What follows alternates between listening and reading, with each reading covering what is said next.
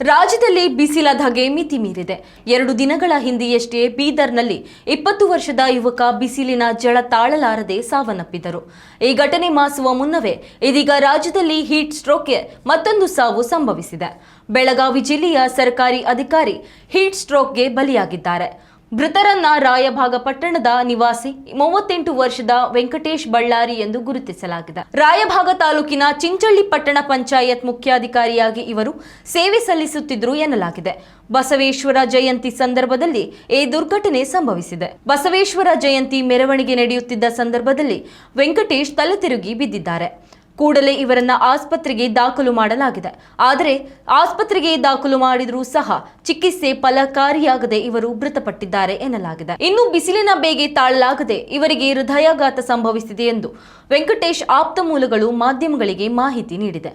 ರಾಜ್ಯದಲ್ಲಿ ಬಿಸಿಲಿನ ಝಳಕ್ಕೆ ದಿನಕ್ಕೊಂದು ಸಾವು ಸಂಭವಿಸುತ್ತಿರುವುದು ಆತಂಕಕ್ಕೆ ದಾರಿ ಮಾಡಿದೆ.